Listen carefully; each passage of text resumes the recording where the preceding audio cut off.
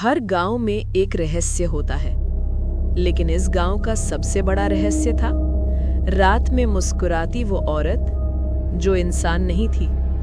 कहानी शुरू होती है राघव से, जो अपने दोस्त की शादी में इस गांव आया था। शादी रात के 11 बजे तक चली और फिर सब अपने कमरे में चले गए। राघव बाहर बरामदे में बैठा था। तभी रास्ते के मोड़ पर उसने देखा एक लंबी पतली औरत सफेद कपड़ों में अजीब तरह की मुस्कान लिए खड़ी थी। गर्दन थोड़ी तिरछी, हाथ लटकते हुए और होंठ कान तक फैले हुए।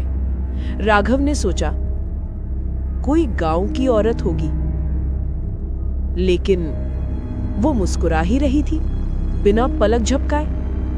अगले 5 मिनट तक राघव फोन पर था, लेकिन जब उसने फिर देखा, वो औरत पहले से 50 कदम पास आ चुकी थी और उसकी मुस्कान अब और भी चौड़ी थी।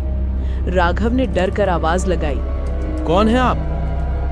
कोई जवाब नहीं, बस वही स्थिर खौफनाक मुस्कान। राघव अंदर जाने लगा, तभी भारी खराश भरी आवाज आई, मैं मुस्कुराती अच्छी लगती हूं ना? राघव ने घबराकर पीछे देखा। औरत अब ठीक गेट के सामने खड़ी थी। औरत की गर्दन अजीब तरह से घूमने लगी, जैसे हड्डियां मुड़ मुड़ कर टूट रही हों। उसके पैर हल्के हल्के जमीन से उठने लगे और शरीर आगे झुककर हिलने लगा, जैसे कोई पुराना पुतला। उसका मुंह धीरे धीरे खुला और अंदर दांत नहीं, सिर्फ गहरा काला खालीपन था। वो धीरे धीरे फुसफुसाई, मुझे देख, मुस्कुरा मेरे साथ। राघव भागने लगा, लेकिन चुड़ैल का कदम जमीन को छुए बिना सीधे उसकी तरफ सड़कता हुआ आने लगा। राघव कमरे में घुसा, दरवाजा बंद किया, लेकिन बाहर से खट खट खट और वही आवाज, दरवाजा खोल, मुस्कुराना सीख ले।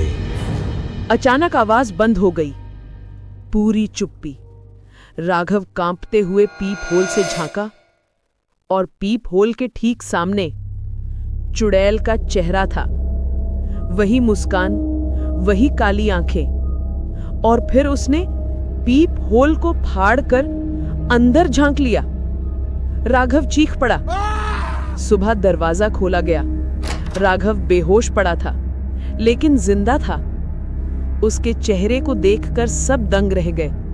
उसके होंठ कान तक फटे हुए थे और वो एक दर्दनाक जमी हुई मुस्कान में था, जैसे कोई जबरदस्ती मुस्कुरा रहा हो।